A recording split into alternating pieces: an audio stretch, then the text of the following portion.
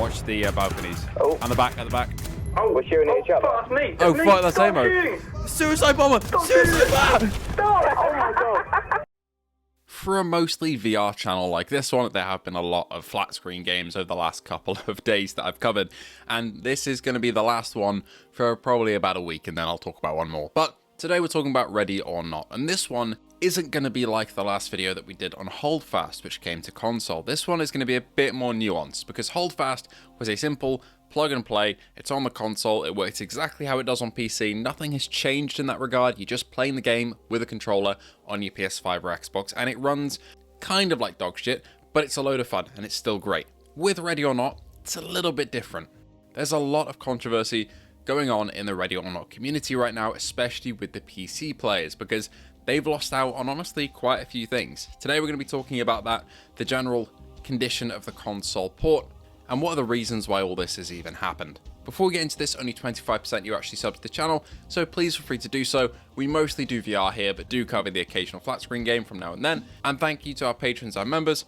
And let's get into this, shall we? Let's talk Ready or Not. Oh my god! Back here.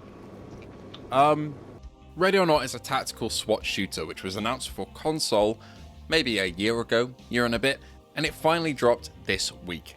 It's been on PC for many years, and I've owned it on PC for a couple of years, and over the last couple of days I've been playing with my console friends on the PC build of the game, while also having a look at their footage on their share screens to see how the game actually runs, performs, and if it crashes.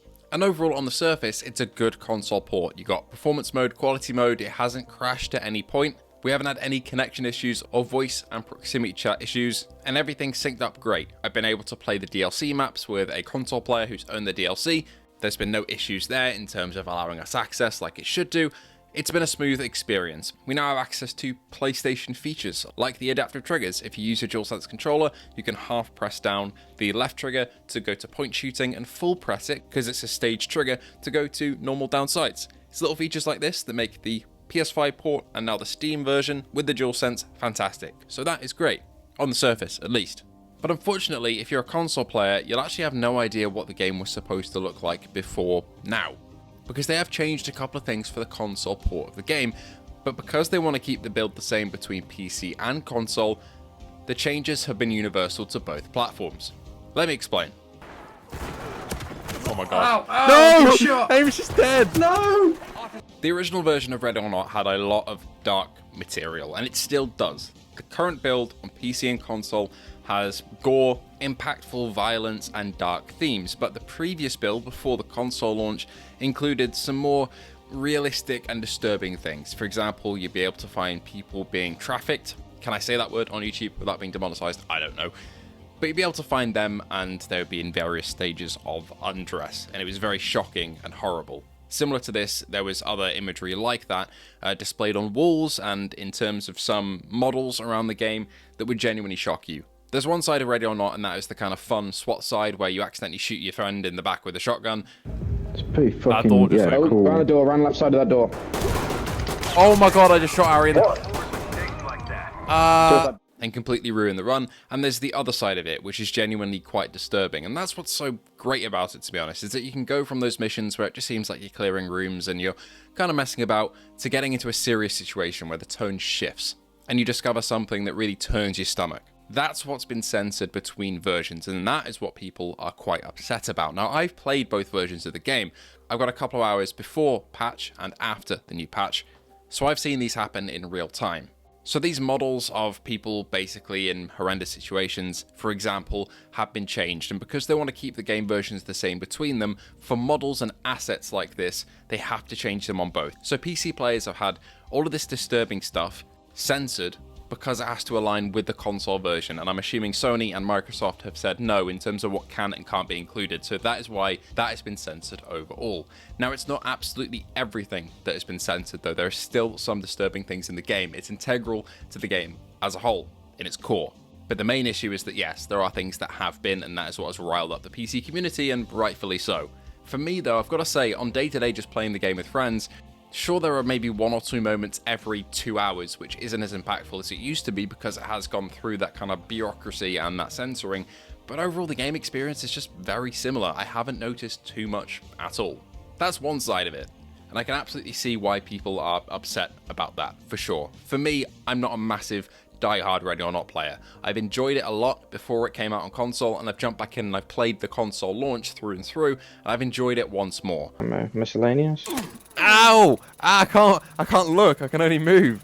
Ow, what the fuck? I will I shoot don't know you. how to untase. But I'm not a player who spent 200 hours going through this and taking in every single meticulous detail, so when these things are changed, I don't feel them as much as the really intense, hardcore player does, which is completely fair that they're upset. The other side of this is that it seems that there have been some issues in terms of performance and bugs since the patch. I think visually for me, I can't notice too much of a difference between the previous Ready or Not build and this one, although some people have claimed that they've seen some sort of visual degradation, but I think that there are some discrepancy there on who's using mods and who's not, so it's a bit hard to tell. But people are reporting that the game has become, yes, more unstable and more buggy. I haven't had any crashes, but I have had some stages where the lighting has been broken in a couple of areas. Now, Void have said they're looking into fixing these, but again, you've had time to kind of prep for the console launch, and surely you ran into this in QA at some point, but I'm assuming it was deemed as a fine bug that's allowed to go into the final build. These two issues kind of coupled together has seemingly broken the PC community a little bit, at least in online circles. If you go onto the SteamDB of the game, more people are honestly playing it than ever, so take that as you will. And it's people like me, really, I think, who are just jumping into the game and enjoying it as it is. That gameplay loop is still there, it's just that some of the more impactful moments that really turn your stomach aren't. And there's many ways to feel about that, and all of them are valid in my opinion. But you can see that the game is still fun.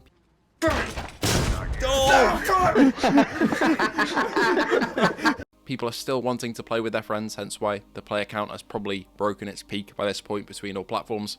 But again, those critiques are valid. Overall though, if you're on the fence about buying it on console and you don't know what the game was like before this, chances are if you buy it and you go into it, you'll still be shocked by a lot of these areas and a lot of these revelations that happen throughout the story missions.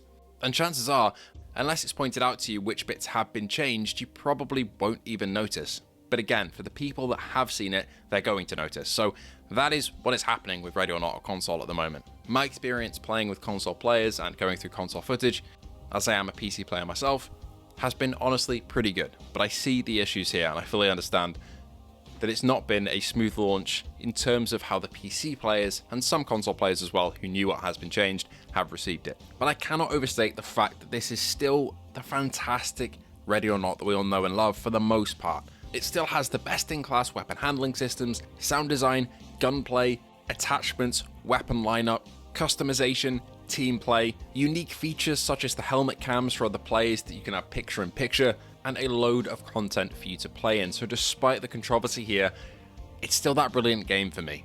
Let me know what you think of the game in the comments below. Have you tried it out yet? For me, I'm having a load of fun. I'm jumping in every day, playing a couple of hours, and it's nice to finally have this game on console in whatever form it takes. But again, some people are not happy, and that's perfectly valid as well. So vent those frustrations in the comments below. Tell me if you're enjoying the game, and I hope to see you all in the next one.